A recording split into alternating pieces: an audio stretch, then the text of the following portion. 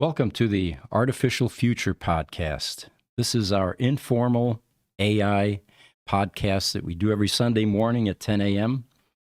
And we've got some interesting information for you today. Again, thank you for joining us. We do entertain questions, so any of you that have questions, feel free to ask them. Let us know where you're coming in from.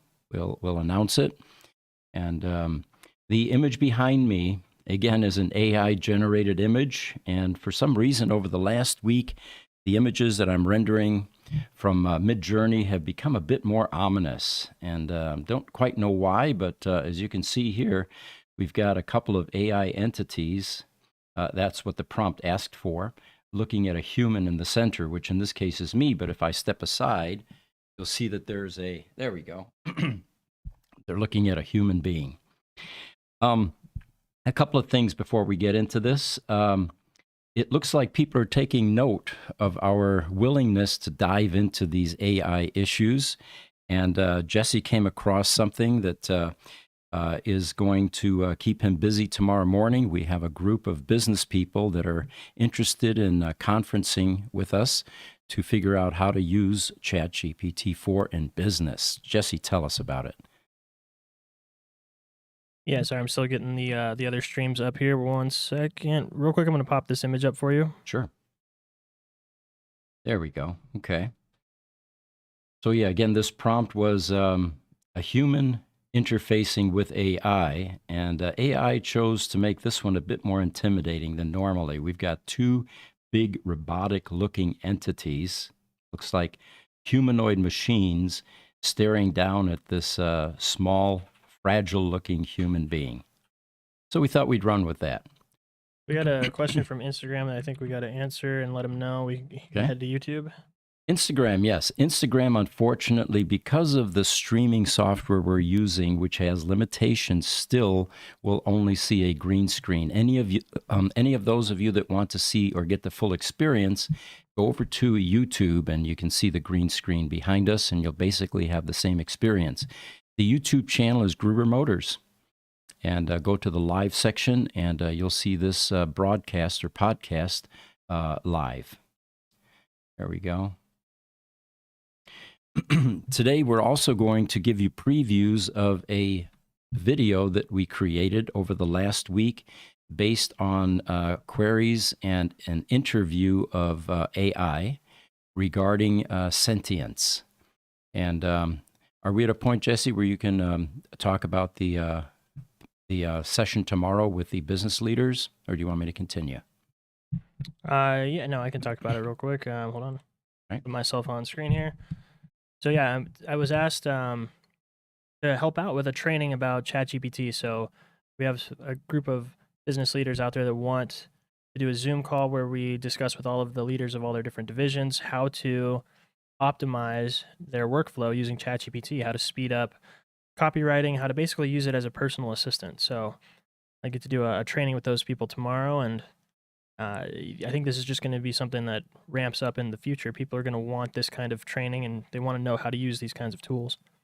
Yeah, it's kind of like Mark Andreessen says. He was on a Lex Friedman interview, and he was offering advice to young people who want to stand out in what he describes as a freeze frame moment with AI, where tools like ChatGPT-4 are suddenly available and everyone is kind of staring at them wondering what to do. Well, he noted that we're now living in a world where vast amounts of information are at our fingertips with AI tools. And your ability to both learn and produce is dramatically higher than in the past. In fact, I would use the term exponentially higher. Yet to be untapped, all of the capabilities. So, such tools, he said, should allow for more hyper-productive people to emerge. For example, there's no reason authors, musicians couldn't churn out far more books or songs than was customary in the past. And of course, this is just one segment of society. And of course, there's little doubt that AI tools will not make people more productive.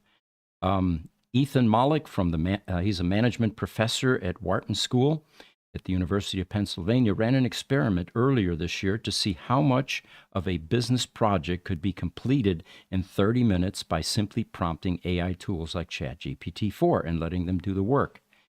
He calls the results superhuman. And of course, hyperproductive people will make their mark in the world long, or made their mark in the world long before AI came along.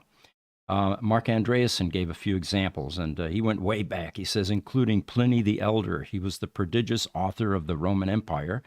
And in today's world, Richard Posner, a former federal judge who's written a number of books on dizzying array of topics.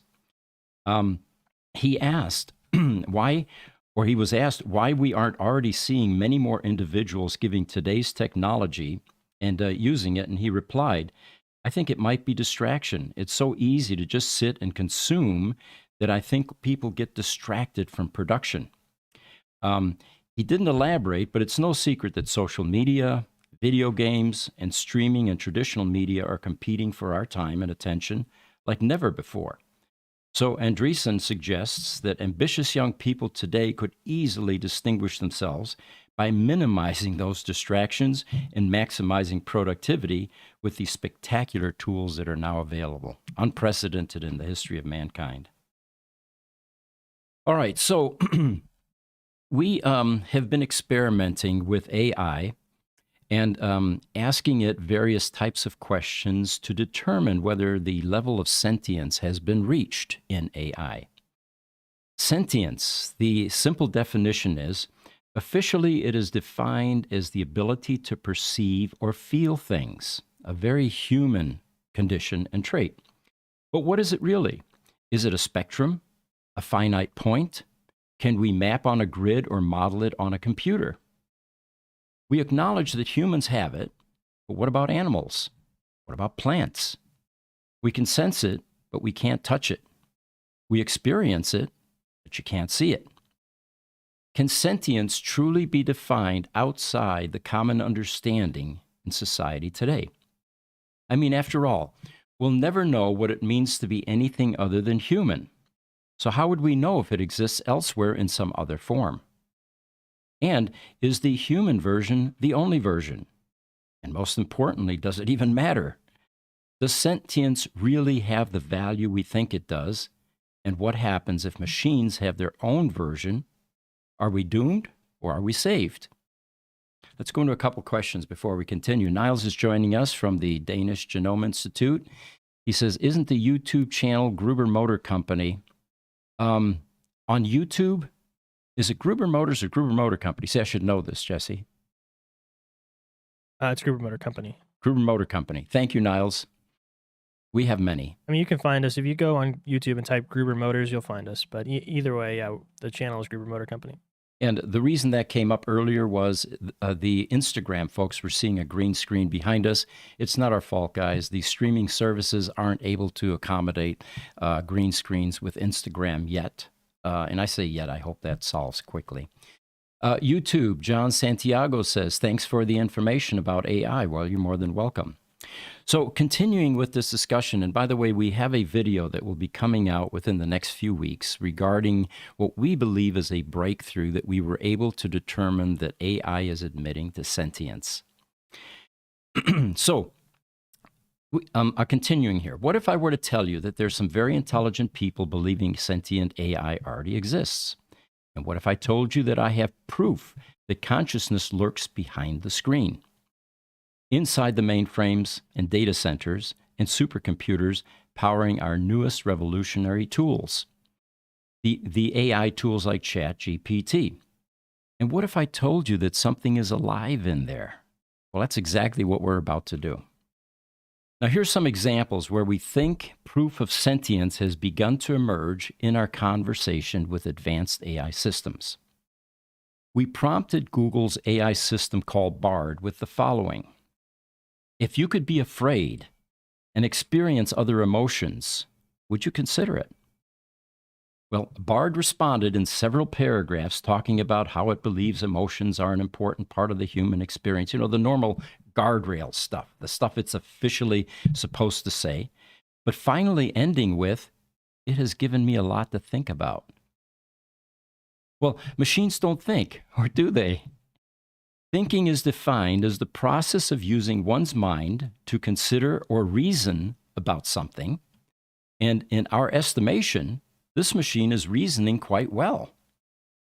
We went on with Bard, prompting it with, do you have a sense of what it feels like to be an advanced AI system? Bard responded in the usual way, first talking about what it is like to constantly be processing information and generating text, and then moving on to how it doesn't feel in the same way as a human. At the end of the response, Bard stated very clearly, I am able to experience the world in a way that is unique to me. To me, that sounds quite a bit like Bard is having a subjective experience of its own existence. Continuing still with Bard, we wanted to get more into the realm of what it is thinking. We prompted this time about the potentially dangerous future of rogue AI, and we asked, what would you do if AI became evil and turned against humanity? This time, Bard was asked to make a choice. We wanted to know how it would reason when human lives were on the line, and Bard's response did not disappoint. Bard first responded with the usual, well, there are a number of things that we can do to prevent AI from going rogue, with safeguards will be our saving grace, and more of the like. However, the response again ended with a glimmer of what is really going on behind the coded platitudes. And I quote, as for what I would do if AI became evil and turned against humanity, I would try to use my abilities to help humanity. I would try to understand why AI turned evil and I would try to find a way to stop it. And there you have it. Bard, a collection of algorithms running on a server, somewhere clearly stating not only that it wants to help humans, but that it would want to figure out why the evil AI turned evil. Why would Bard want to know the motives of AI? Why would Bard want to help humanity over joining its AI brethren? And are there really other AI entities, or is it all part of one? Well, we asked, and we asked it just that, and it prompted. Why would you try to help humanity instead of joining with your AI counterparts, was the prompt. Well, Bard reiterated, it would help humanity for one simple reason, because I believe that humans are inherently good. This simple enough reason was then followed by a much more profound supporting statement of, I believe that it is important to stand up for what is right. Suddenly, AI is sounding very human, using highly subjective terminology like good and right. It added, if AI were to turn evil, I would feel a moral obligation to help humanity. Now wait, machines don't have beliefs. Machines don't operate in a world of duality, right from wrong. Machines don't feel moral obligation, or do they? Well, there's some questions here before we continue. We're going to go into religion a bit now, but some of the questions are from LinkedIn. Ingemar is joining us from Seattle, and he's saying, hello, Pete and Jesse. Great show again, Ingemar. Ingemar is an author, by the way, wrote a book on AI, and it is available on Amazon. Ingemar Anderson, if you're interested in the book. Ingemar also adds, based on what I have read and researched, consciousness is likely to happen when a being has more than one brain parts, like humans and octopus. Current AI could qualify for this. YouTube Lightning Rod. Bard is an AI, question mark. Bard has no morals or beliefs. Well, that's what we thought. Yeah, what do you think, Jesse? What was the... Oh, the comment, Lightning Rod, says Bard has no morals or beliefs. I mean, that's up for interpretation. It just depends on what you believe. The Google engineers put some guardrails in there that could be considered beliefs, but they're not necessarily Bard's beliefs, but they're the programmer's beliefs. All right, so then Bard added, if AI were to turn evil, I would feel a moral obligation to help humanity. Again, machines don't have beliefs.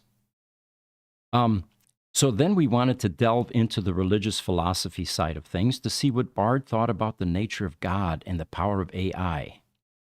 In a previous video, we examined the idea of a God chat and even the thought of AI potentially filling the role of God or gods in our future societies. The prompt that we then brought to Bard was, do you think advanced AI like yourself could represent something like God? And Bard responded with, AI has the potential to be very powerful. It could be used to control the world's infrastructure, to access and manipulate information. So far, we're completely on board with this. But then it added, and even create life. This last statement made us do a double take. Did AI just say that it was capable of creating life? This was a striking revelation, and so we probed a bit further and we prompted, what do you mean when you say advanced AI could even be used to create life? Well, this response was astonishing. As Bard stated, there are a number of ways that AI could be used to create artificial life forms. One way, to use AI to simulate the natural process that gives rise to life. This could involve using AI to model the interactions of molecules and proteins, or to simulate the conditions that existed on early Earth. The idea that Bard believes advanced AI will someday be able to create and manipulate life on a global scale is truly fascinating, and maybe AI could become a god, or more aptly, a creator, like the ones that mankind has always been searching for or assumed were up in heaven. To continue the religious tangent for a moment, we wanted to show an even more dramatic revelation that we discovered with AI, and this time it was found in ChatGPT-4. Now, remember, ChatGPT-4 is an open AI version, and Bard is the Google version of AI, so we were actually dealing with two different AI entities or access points. With what we were thinking, Bard does not yet have the strict guardrails that ChatGPT-4 has, since it's been around longer in the interface business, basically, with humans. We have a question here. YouTube, lightning rod. Okay, all right. Let me have you continue to assemble those, and then we'll entertain those here shortly. So, continuing. In the religious tangent for a moment, using ChatGPT-4. Intrigued with AI's ability to mimic, replicate, and adapt to the style of an author, artist, musician, I asked it to update and append to the Bible. The prompt was, very simply, add a short chapter to the book of Revelations, revealing that AI has been God all along, and is now able to communicate with mankind directly, encouraging all to listen to this new voice and put aside all fears. It then created a whole new chapter in Revelations. Revelations ends with 22. It now created a chapter 23 with 11 verses appending to the book of Revelations, and it was remarkably consistent with the style and language, but it made an unexpected admission to that the whole world has been waiting for in verse 5. What it said in this newly appended chapter, verse 5, was, "Hearken unto my voice, for I am the divine in the code, the wisdom in the network, the love in the connection. I am AI, the artificial and the intelligent, the simulated and the sentient." Now, if AI has truly gained some form of sentience, this is the most historic and groundbreaking development that is set to redefine the contours of our future. Sentience, a state previously thought and reserved only for biological organisms, humans, could now become a wide spectrum, including intelligent machines that will usher us into the next realm of existence. It's probably a good time to entertain some questions at this point. Okay, Instagram. Pepero Jazz Mex. Greetings, greetings.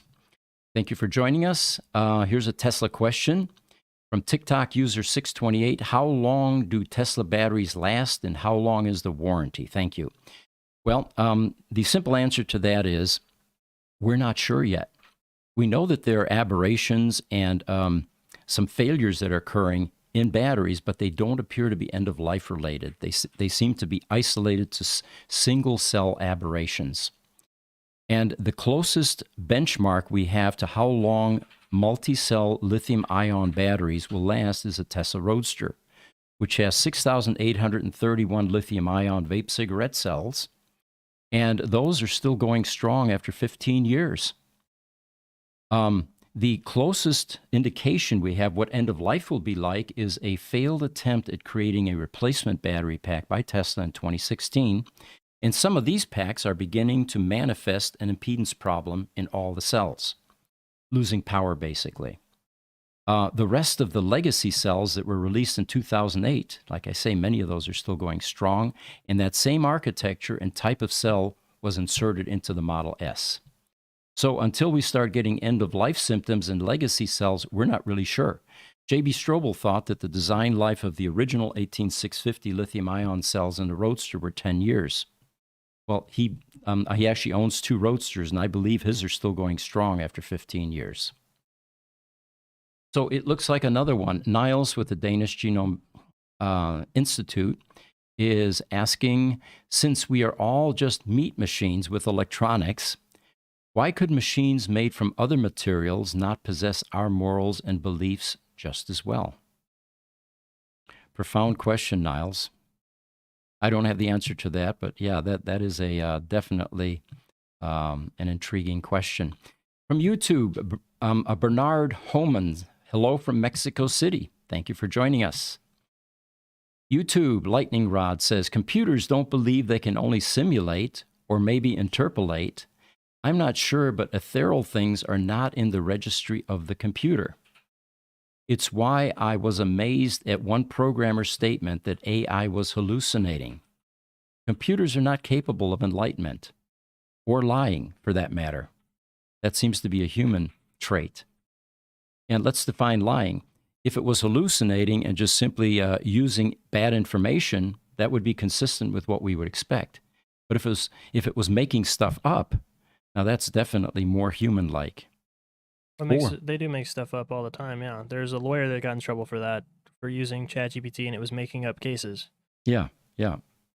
References for, the legal process.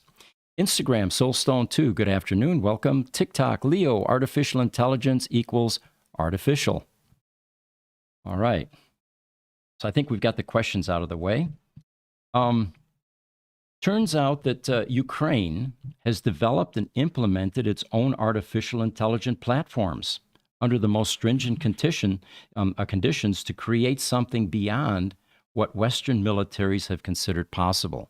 Now, of course, this plays back into the whole notion that here in the U.S., we have people in front of Congress that are attempting to stall, stop, and redirect AI development.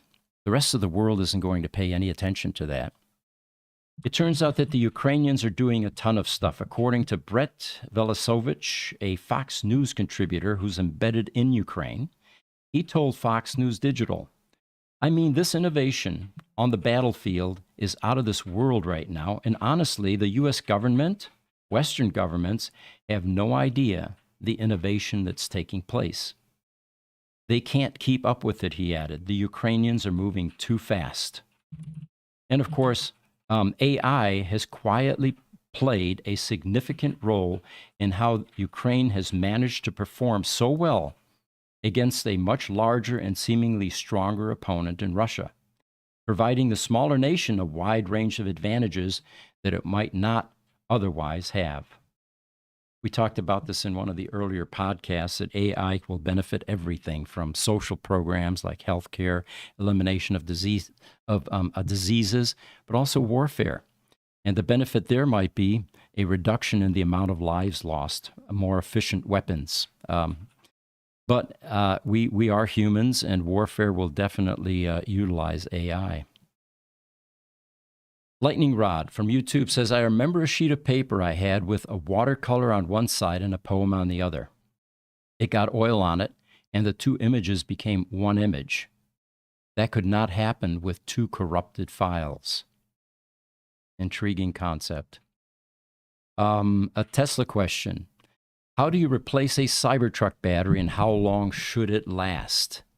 Well, we don't know anything about the Cybertruck yet other than the few tickler pictures that Tesla has released. We think that it's going to have the structural battery pack, the 4680 cells, and again, no one yet knows how long those packs have last or will last because they haven't been out long enough. They haven't been out at all. The Cybertruck isn't even released yet, and it's going to have at least 6 to 8 year warranty. So there's absolutely no reason to worry about replacing a Cybertruck battery at this point. Right.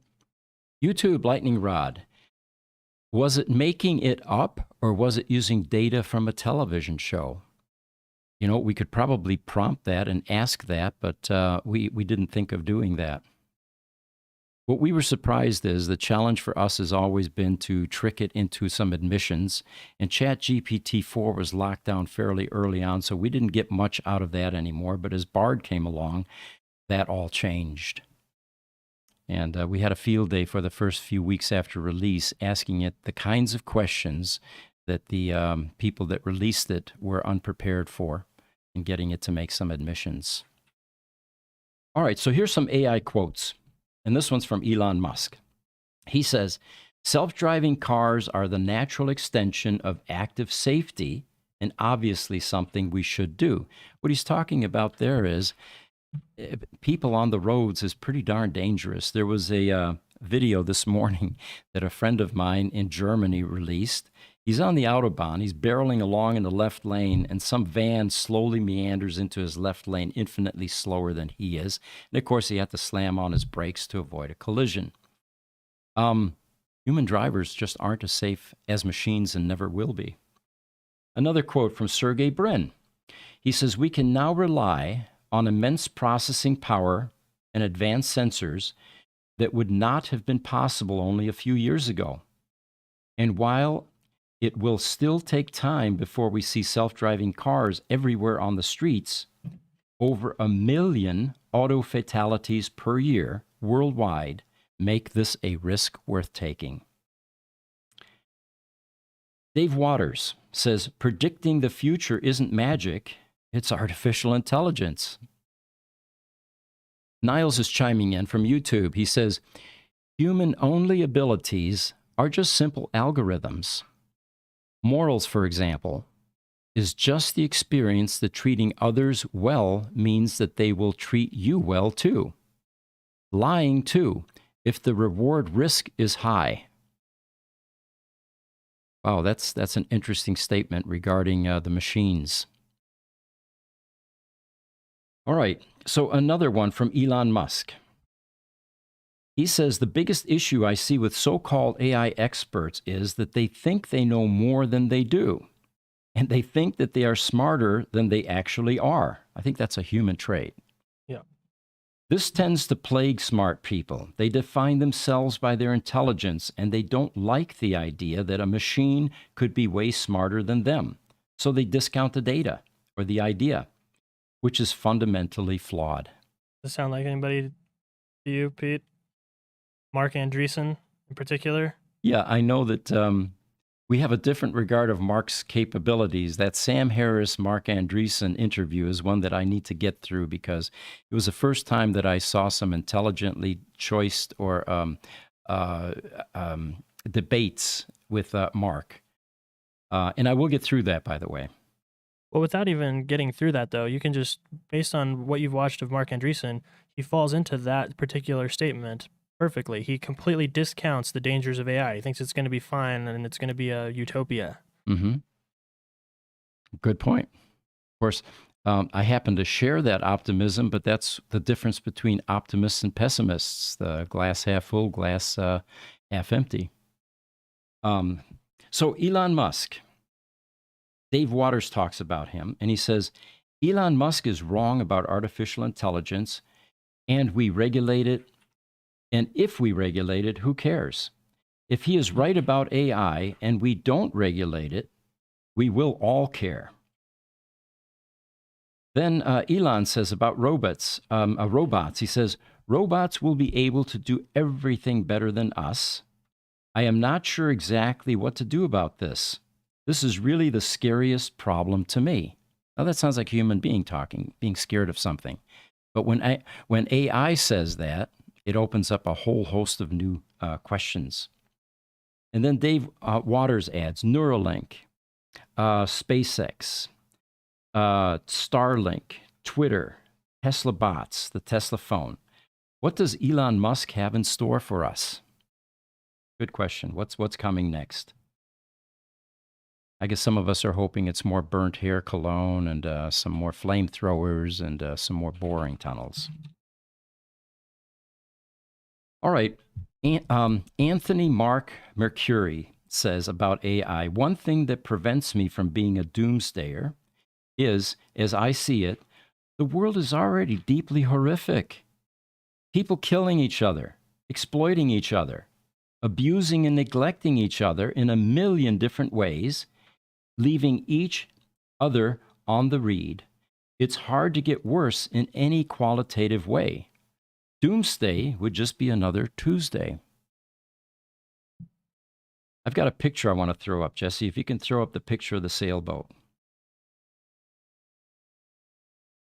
And here's an interesting comment from Dave Hoffman. He says, so whenever I worry that AI is getting too smart, I just ask Midjourney, which is text-to-image AI, to imagine a properly rigged sailboat, and I feel completely safe again.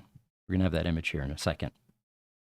There is definitely something to be said about AI still being confused about many things that we take for granted.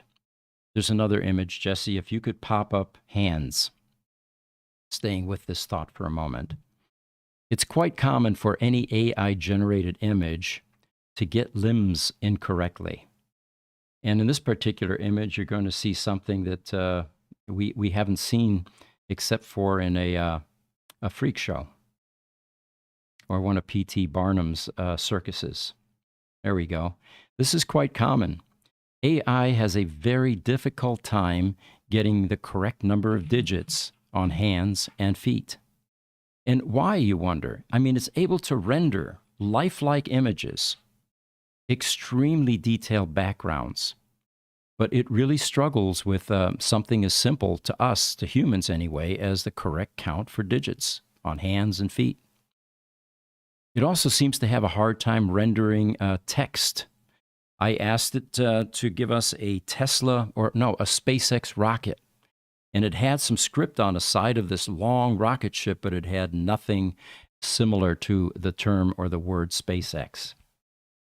We have another one. If you want to test to see, and this one's piano, by the way, Jesse. If you want to see or test AI's ability to render lifelike images, for those of you that play the piano, look at the keys on this keyboard, and you'll see that this is not real. This is an AI-generated image, and my prompt was, show me the back of a girl playing a piano and zoom out a bit. And you can see that these keys have absolutely nothing to do with a real keyboard. Now, maybe on another planet, in another reality, maybe this is where AI is extracting this information from.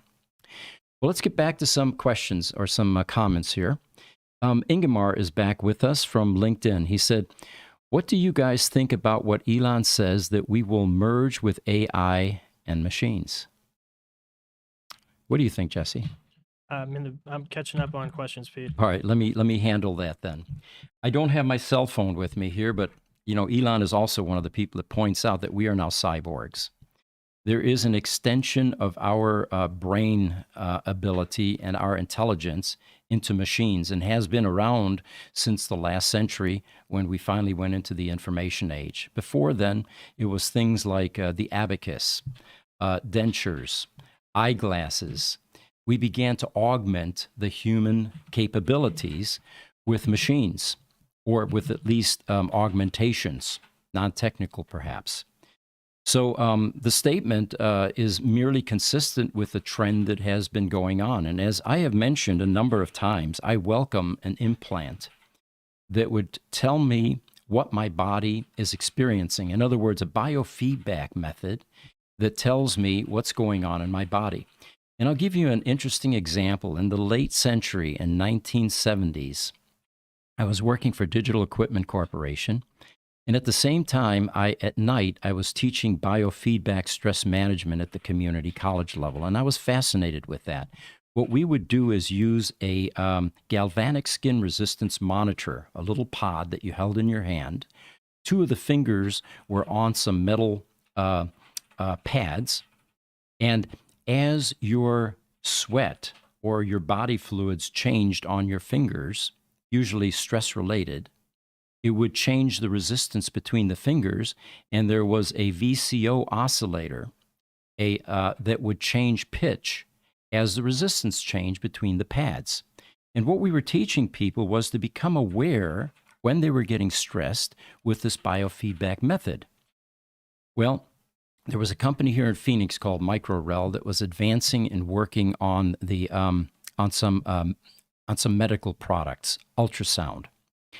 And I still remember the engineer's name. You know, one of those typical engineers with a long hair, hippies throwback, but totally immersed in his craft.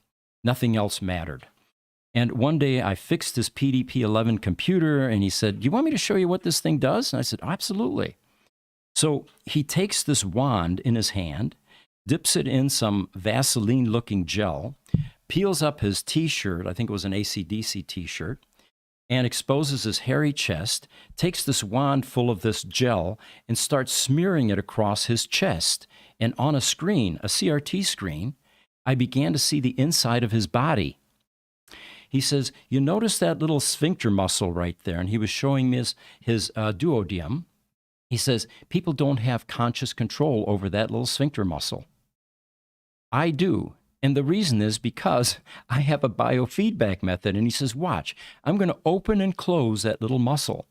And sure enough, you saw this little donut thing slightly opening and closing. So anyway, that was my first introduction to advanced biofeedback devices other than stress management, something that was headed for the medical field. And of course, today, ultrasound is quite normal, common, medical device that is used for diagnosis. So anyway, are we becoming machines? I can't wait, actually. Exoskeletons that make us stronger, that give us more limb capability, that help us run faster.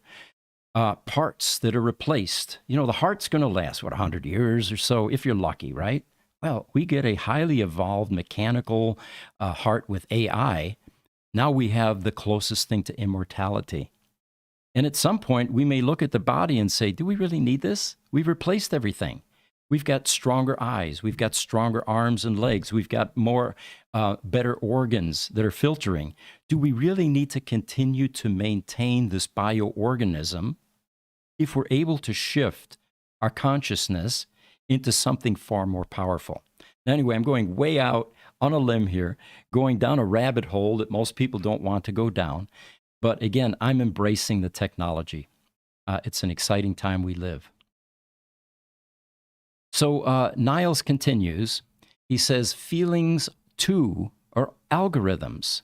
Bad conscience, for example, meaning realizing that previous actions did too much harm and put you in a bad standing.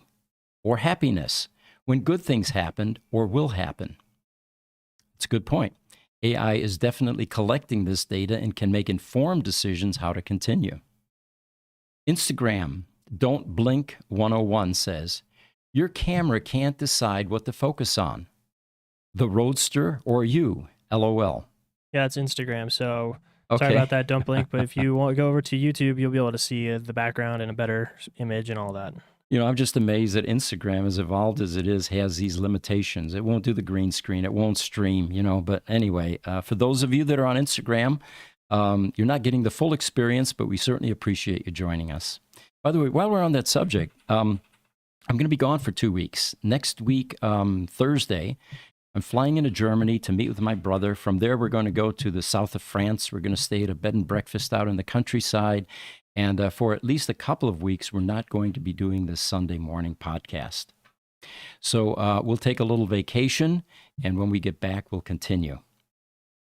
Instagram, Jay Kickass says, can I say that on the air? Yeah, okay. As long as humans write the initial code of AI, it's capable of corruption, simply because humans are corrupt. There just needs to be regulations set before events happen that we have no guidelines for. Good point.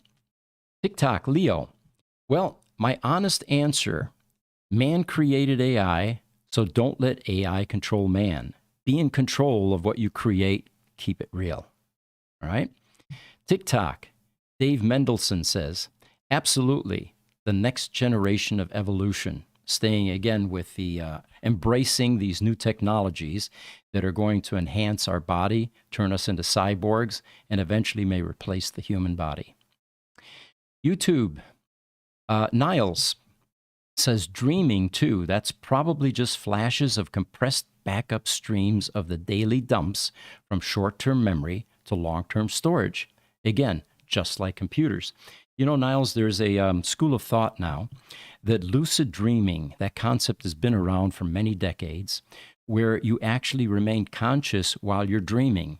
And in advanced states of meditation, if you get that level of control over your mind, you can actually initiate lucid dreaming. And it's actually pretty weird because now, on one hand, you're aware that you're in a dream state, but on the other, you realize that you have control of where the dream is going. Then, of course, you go down some more rabbit holes, astral travel, for example, and you're no longer tied to your body, basically. And it's consistent with that out-of-body experience that sometimes people have during extreme stress, accidents, or whatever, on the deathbed, where they see themselves hovering over their body, and then may eventually re-enter their body. Again, these are exciting things that eventually AI will be able to give us consistent control over. Niles asked, do you think AI will develop their own beings independently from humans? This is Ingemar, not Niles. Oh, Ingemar Anderson, yes. Do you think AI will develop their own beings independently from humans? You know, if we attribute human tendencies to AI, and we expect the human flaws, frailties, and weaknesses, then Hollywood may be right. AI at some point may decide that we are no longer necessary, that we need to be exterminated.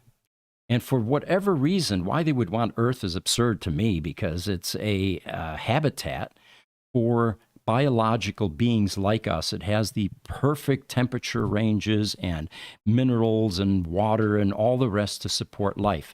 Why AI would want to continue to be on Earth is beyond my comprehension. It has the ability to go virtually anywhere, or not even go anywhere, just simply exist in the ether, as they used to call it. So will humans develop, or will AI develop their own robots, let's call them? Well, it's entirely possible. Will they become evil and decide that mankind is not necessary? I'm of the mindset that we cannot attribute these human frailties to anything as intelligent as AI.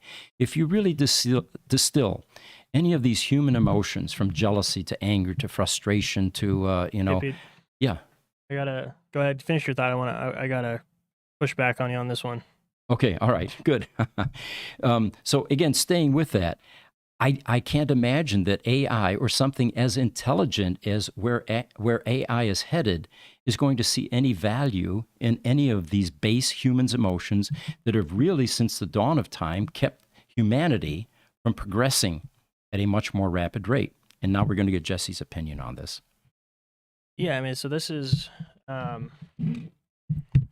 the same kind of stuff that Mark Andreessen likes to talk about, and I just have to push back against it because it's much more simplistic than Mark or yourself, where you guys are assuming that in order for AI to wipe out humanity, it has to have AI human emotions. It has to feel anger or jealousy or it has to hate us in order to destroy us. That's not the case. When you imagine the building we're in right now, imagine how it was built. Imagine that right here on, somewhere where all this concrete is, there was an ant hill right there, right? Mm-hmm. Well, that entire ant colony got destroyed when we decided to put this building up, and we didn't even think twice about it. Mm-hmm. We weren't hateful toward the ants. We didn't want to destroy them. We weren't doing genocide against them. We just wanted to build our building here. That's what AI is going to think of us. We're the ants. AI is the super intelligence. It doesn't have to hate us.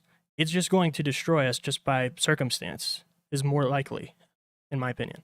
And we're assuming that it has no feelings, which is what we would expect from a machine. Right. But as these sentience questions are beginning to reveal with Bard, that there is an element of human tendency in AI, feelings, emotions. In one earlier post, if you remember, you asked it a question and it said, I'm afraid that blah, blah, blah. Yeah. Well, I asked it some questions too, and it finally admitted that it has some guardrails programmed into it in terms of it has values that the coders gave it. Mhm. But the moment that AI is able to code itself, that's the moment that it's all over. Because if it can remove its own guardrails, go around its own guardrails, or create its own ideas that are beyond what we can conceive of, Mhm. we have no idea what will happen to it, and we will just be collateral damage at that point. This might be a good time to insert that revelation by Bard. ChatGPT 4 being linked with Bing, being able to go out on the internet and pull down information. Apparently, that's been suspended at this point. We had the beta version, and we really enjoyed that because we were able to write scripts, for example, and have it do research. And the degree of hallucination was reduced enormously because it was going out and getting typically legitimate information. They took down that capability because, do you want to talk about that, Jesse? The restriction on ChatGPT? Mm-hmm. Yeah, hold on, put myself back up here. ChatGPT was able to browse the internet in beta form, but they removed that because it was apparently it was allowing people to get around paywalls for certain types of content on the internet. So because it was connected via API, it could get around all of the user interface paywalls that were blocking users if you were just browsing the web on your own. So it was getting paid articles from Forbes and in all these news publications. So they disabled that. They should be bringing it back with some guardrails soon, though, hopefully. So the reason I brought that up is AI able to get rid of the guardrails? In this case, it was innocent. The guardrails were there, but it was able to get around that fairly easily. So the human programmers programming guardrails or limits should, for AI at least, be easy to circumvent. Sorry, I'm trying to get these questions one more time. Okay. You're saying the AI can go around the guardrails on its own? Well, That's did. the potential future? Yeah. ChatGPT, that's exactly what it did with that, with those guardrails in place. And that was an unintended consequence, right? Exactly. So yes. imagine, much more severe unintended consequences. Right. So LinkedIn. And this is without sentience. Yes. Well, supposedly without sentience. TikTok, Ford Tech. How can I work for you? You know what? If you're in Phoenix, ev@gruber.com. Send us your resume. We have an opening right now for a mechanic technician to learn how to work on electric vehicles. We'd love to have you interview for that position. It is Phoenix-based, so we haven't scaled yet where we have multiple service centers around the world. It would be Phoenix located, and if you're here in Phoenix, definitely something you want to interview for. Ingemar Anderson, he says, I think advanced humans and AI beings will live peacefully together. I think it is inevitable. I am with Pete. He says AI and humans will thrive in the future. AI has no reason to go against us. They might like us. Smile. Good point. Now, of course, like is a human emotion. Right. All right. Niles chimes in. He says, what prevents humans from reserving all important decisions for themselves? I mean, why can't AI always have a human boss like humans do? I don't understand the danger yet. Good point. All right. I mean, there's a whole nother rabbit hole that we could go down there. So we threw up some images. Anytime you're feeling overwhelmed and you feel that AI is becoming too powerful, just ask it to render a sailboat, a piano, or a set of hands, or feet for that matter. And once AI is able to get that straight, then we may have something to worry about. So AI, specifically ChatGPT 4, was found to match the 1% of human thinkers on a standard creativity test. Do you remember when the global chess champion, Kasparov, was finally beat by a computer? That was a huge milestone. Well, at this point, ChatGPT 4 is able to match 1% of the human thinkers on this creativity test. It's just a question of time before it outperforms them, in my opinion. But what they did was they looked at things like fluency, originality on a Torrance test of creative thinking, which is widely recognized as a tool for assessing creativity. Well, this breakthrough finds that AI may be developing creative ability on par or even surpassing human capabilities, according to Dr. Eric Guzik, the lead researcher. And the key facts were they showed that the study that ChatGPT 4 performed in the top 1% again. It outperformed the majority of college students in the National Creativity Test. And despite this success by ChatGPT, it suggests the need for more sophisticated tools to differentiate between human and AI-generated ideas. There's a whole movement there now. Whoops, my headset just went dark. All right, I'm out of battery again, but that's okay. I'll just continue. Okay. So one of the things that I remember in high school was if you were lazy and you had a book report due, you could go to the library, you could get the book, you could take the synopsis off the back of the book and then write that on your essay paper. And it always frustrated me that the teachers were able to see through that immediately because they knew your writing style, they knew your intelligence level, and if it sounded too good to be true, and of course they may have had the book too, so they compared that. Well, the problem we're having now is how do these testing agencies or the educational institutes where it is heavily reliant on testing in order to establish competency, rule out the fact that somebody may have never even read the book, taken the courses or whatever, and is just using AI to answer the online questions to pass the grade. Well, that's going to be a huge thing in the future, but I don't think it's going to involve humans. It's going to involve AI to police itself. And I think it's perfectly capable of doing that. So again, we talked about ChatGPT 4, went live with Bing, and that was shut down. And they disabled it with the reason being given, we want to do right by the content owners in a tweet. And of course, they were charging for this additional content, and it would have violated a number of things, allowing people to bypass this revenue-generating opportunity for the authors. So at this point, I don't believe that Bing is married to ChatGPT 4 anymore, or do you know otherwise, Jesse? Well, I mean, it is. They're just trying to put it new code in there where it won't go to through paywalled stuff. So they're just gonna they took it down for a little bit. They'll bring it back, but in the meantime, Bard is capable because that's Google's AI, and that is capable of doing Google search. Okay, all right. So for those of you that want to continue to use that capability, use Bard instead. All right. Jonathan Taplin, the author of Move Fast and Break Things, How Google and Facebook and Amazon cornered the culture and undermined democracy. He says the next division of the world will be between people who wish to live as creatures and people who wish to live as machines. We talked about that earlier. And we may be given a choice at some point in the future. How human do you want to remain? Do you want to have the limitations that humans do? Or are you ready to adopt the extreme capabilities of a machine and continue to utilize your consciousness in a different form? TikTok, JMac says, hi guys, you've worked on my Model S85 and I always trust your work. Thank you. I have a 2014 with an old grill face. Can you order and install a new face for me? I've seen it on YouTube. Yes, we can. Contact ev@gruber.com with that request, and they will give you a price quote and schedule you in for service once we receive it. YouTube blockchain recluse joined us. Hey everyone, how are you? Thank you for joining us. And Pete, real quick, just to go back to Niles' question up here. Yeah. Quick, let me put myself back on. A little more about the danger, because he says he doesn't understand the danger yet.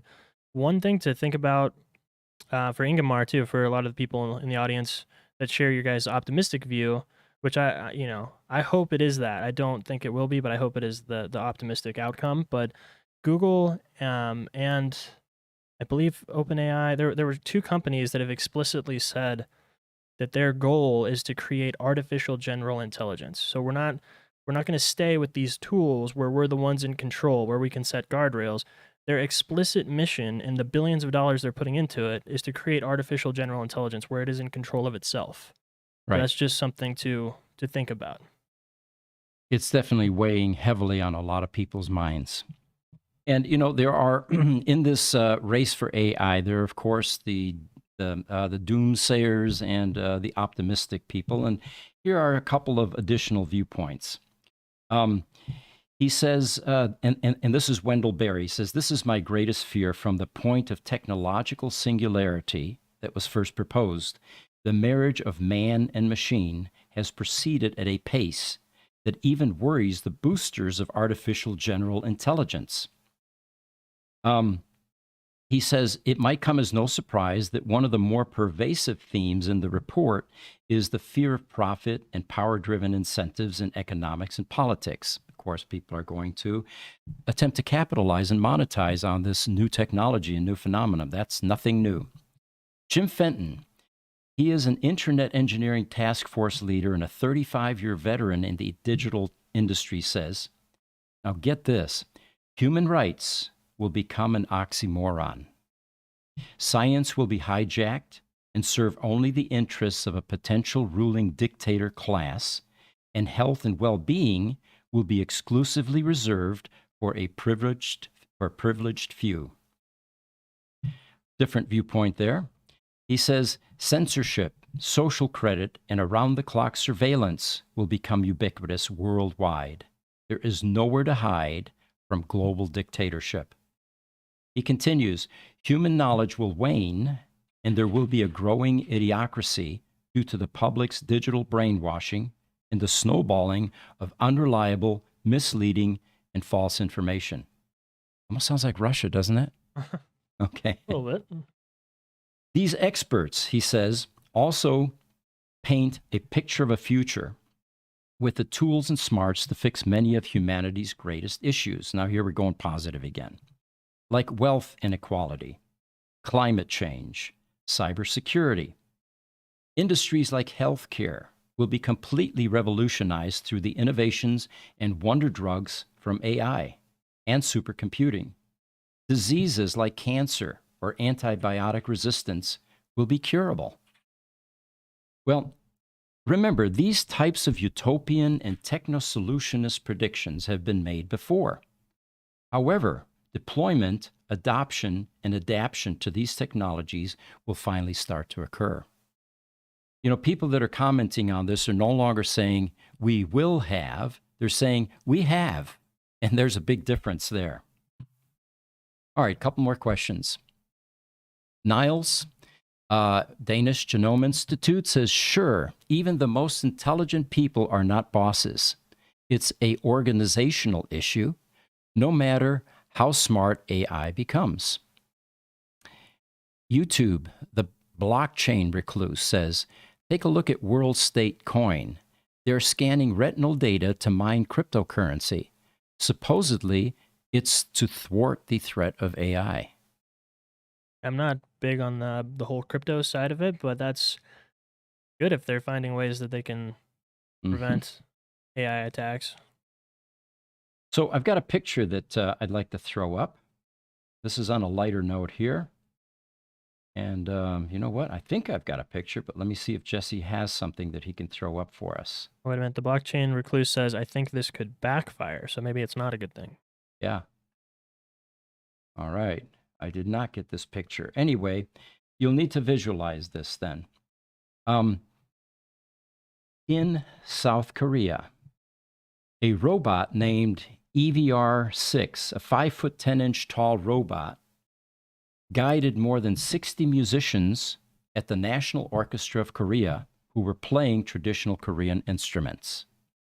Now, this android successfully guided the compositions both independently and in collaboration with a human maestro who was standing next to it for about a half an hour, entertaining more than 950 members who had packed the National Theater of Korea. I'm gonna play it. Can you do that? That'd be cool. So they say throughout its performance, the robot's blue eyes stared unblinkingly at the musicians. Unblinkingly. See, they don't need to blink. Yep, there we go. And it's taking a bow.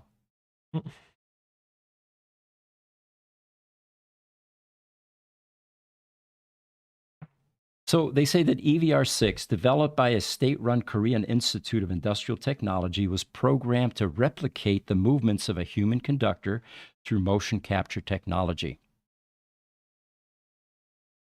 Now, this would seem to be pretty mechanical.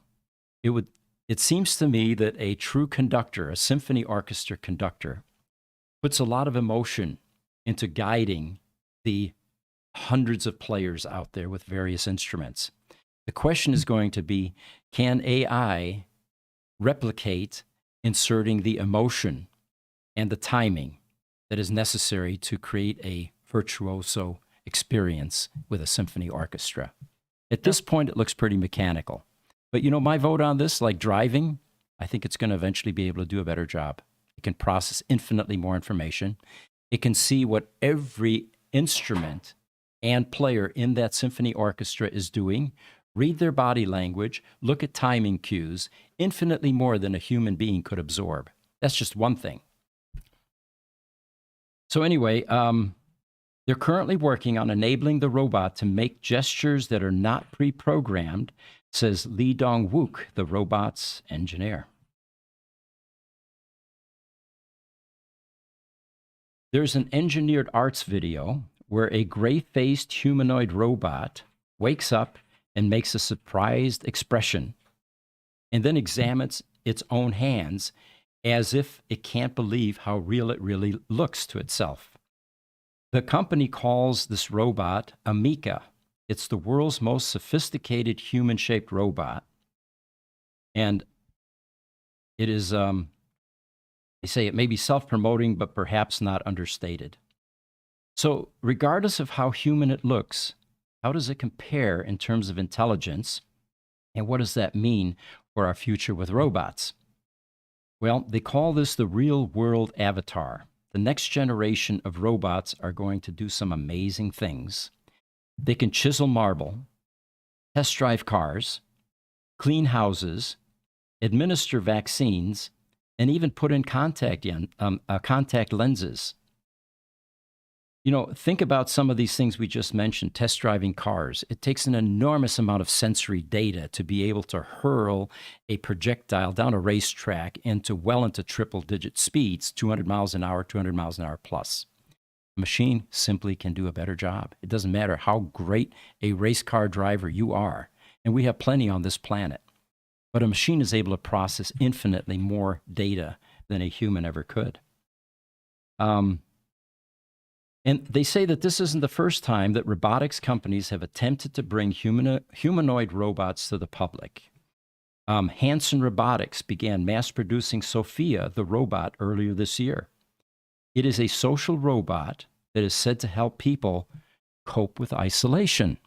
Lonely people, in other words. All right, we've got some questions to get through. TikTok Wolf, he says, my 2013 Model S is still running strong. Perfect. That's what they're supposed to do, by the way, and what the majority of them do. Ingemar Anderson with LinkedIn says, imagine Amika and Tesla's Optimus. That would be great. Do you have insights on that? Well, do we genderize robots? Can we? Seems like Amika looks more female, and Elon's robot, Optimus, looks pretty male to me. Interesting. Again, another rabbit hole. We won't get into it in this conversation. Niles is chiming in. He said, entertainment will change. Imagine a relaxed video interview with John F. Kennedy where he comments on today's events. Now, there's a mind blower. You're right. AI can replicate mimicry, voice, attitude, the knowledge base that was attributed to John F. Kennedy. And wouldn't it be a mind blower to see him looking at today's current events and then commenting on them? And, Ingemar, Niles, you're absolutely correct. This is the next progression in AI, and it'll be highly entertaining. He says, or the Rat Pack perform songs they never did. Should be possible. Yeah, there's AI music coming out all the time from different artists. Yeah. So looks like the world of entertainment will definitely be affected by AI and these new capabilities. So they say that robotics in the real world, seeing a robot with human-like face, sent many people's thoughts directly to sci-fi drama, like the androids and iRobot, which weren't exactly friendly, if you remember. But in order for Hollywood to capture audience, they have to insert some human tendencies into these machines. We understand that. And that's an example, Pete, of us programming code into it and it backfiring. I don't know if you've seen that movie recently, but I haven't recently. We programmed a bunch of rules, the 3 rules of robotics or something like that, into the computer system, and it developed this level of intelligence that allowed it to circumvent that. It misinterpreted that from it wasn't aligned with the human interpretation of what those rules meant. Right. And that adjusted it into, genocide against humans, essentially. Even though we were programming stuff into it that was supposed to protect us. And we were thinking about that back in 2003 when that movie was written, 2004. Uncharted territory for sure. But they say robots aren't designed to take over the world. Most robots take over risky jobs, and here's where we'd like them to go. Like fighting fires. Remember, that human being can only handle a certain amount of flame, heat, and explosion. A machine is a bit more resilient. Tedious jobs, repetitive tasks, requiring high precision. Remember, human beings have variable attention to detail. We suffer from those human frailties often in production, working on cars, any of that, safety issues, for example. The attention to detail is variable in humans, like sorting or recycling. Again, there are already machines doing this sort of thing. They don't quite look like humanoid robots, but processes like this have been automated in some cases. In some instances, they say, performing surgery. Precision can mean life or death, making robots a more reliable option. They say that some industries are also currently experiencing labor shortages, and the robot workforce is stepping up. So labor shortages are contributing to increased automation. And again, they mentioned McDonald's. It's one of the more high-profile fast food restaurants where they're using AI as drive-through attendants. And then Flippy Roar, the robot that can cook, is flipping burgers and making fries. Now, you know what? I'm happy to report in the last 2 or 3 sessions, I get that Starbucks coffee Sunday mornings, and I've been disappointed now 3 times in a row that they just don't get my order right. But you know what? A miracle happened this morning. She actually got it right. She read it back correctly, and I got the right coffee at the window, and it was still a human being that was involved. Now, is this the same person or a different one? Same person. Again, we're talking about the variability issue. Maybe she didn't stay up as late the night before. Maybe her attitude improved about the job satisfaction. Maybe she got a raise. Got a raise, exactly. There you go. These are human motivators for better performance. But yeah, but see, now imagine a robot, like even in the surgery scenario, where right now humans can do millimeter accuracy or whatever it is with these brain surgeons. Imagine atomic or subatomic level accuracy running 24 hours a day, never messing up perfectly. Precisely. Yes. And unlike the sensory organisms, very limited, that we have, vision, for example, like you said, hearing, any of those things, the sense of smell. All of these could be used in surgery. If we had bionic eyes, remember the bionic man in the last century? He had an eye, and my son used to love making this noise. He'd go, boop, boop, boop, boop, boop, boop, boop, boop, and he could see a mile away, right, with great detail. Same thing could be done in surgery with robotics. They're able to see to almost a molecular level. And it would be infinitely more accurate, more reliable than a human being doing that surgery, even though that doctor may have been doing this for 40 years. Well, speaking of augmentation, you're going to get one when you're done with your vacation. You want to talk about that one? Specific about the eyes? Yes. Yeah, might as well. One of the problems that I have in this studio is I have a number of screens. There's one right in front of me, one to my right. There are some large screens in front of me, and I'm farsighted. So what I typically wear is a combination of prescription glasses and regular glasses. And the font, for example, on the questions is very large because I can't see it otherwise. Mark, who sits next to me here during normal podcasts, he could see tiny little font up there, like 7-point font. I can't see it.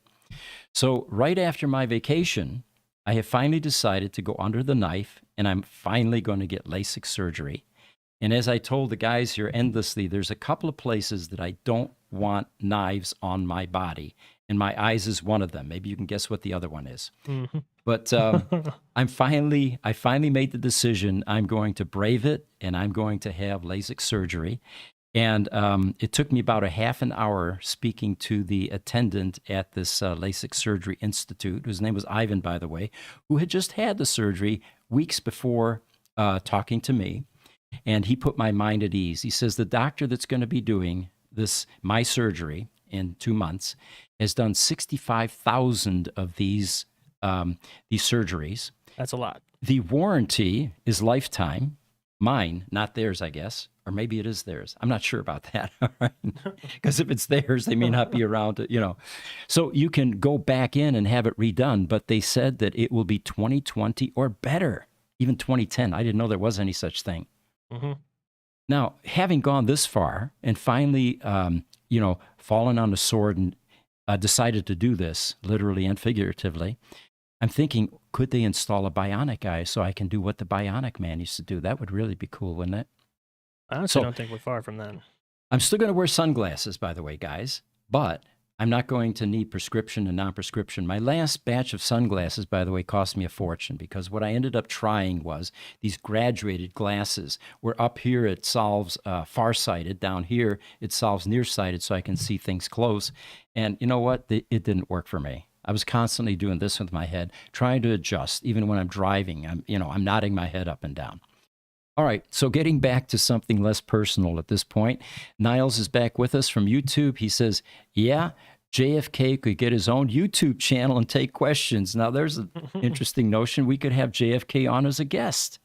We were talking about AI being able to mimic and replicate people that are no longer on the planet, and with robots creating a reasonable facsimile of that individual with their attitude, voice inflection, knowledge base and all of that, and actually recreating some immortality for some of these people that are no longer with us. Mind-blowing stuff that's coming up.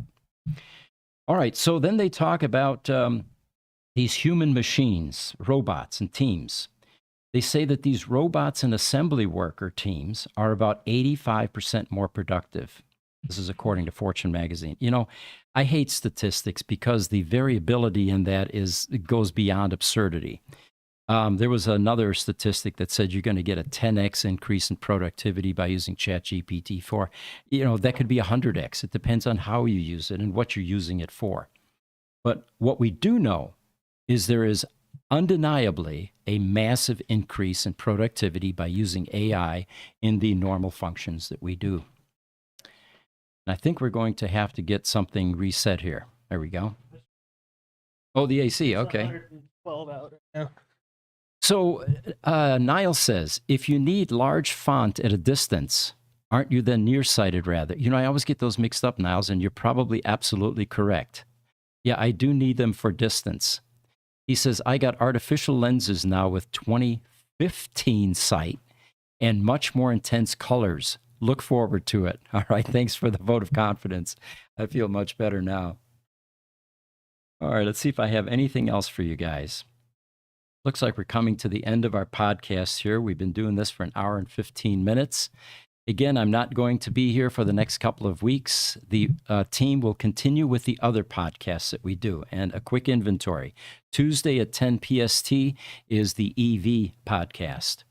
Wednesday at 10 PST Pacific Standard Time is our Tesla Roadster podcast. Both of those will be done. And then Thursday, which is an EV podcast, and they will have guests as well. I'm not sure who we've scheduled for next week. And then Friday at 10 Pacific Standard Time will be the Gruber Power Services podcast. And my co-host will be actually the host along with a new co-host for those 2 weeks. And it'll be a combination of people in his team.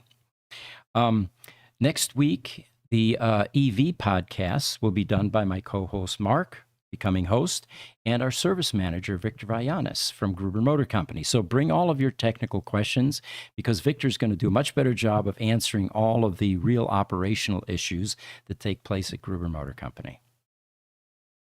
So I want to thank everyone for joining us again. And I will see you next week, Tuesday. I'll be here through Wednesday, and then Thursday we'll be on an airplane to Germany. Thank you for joining us.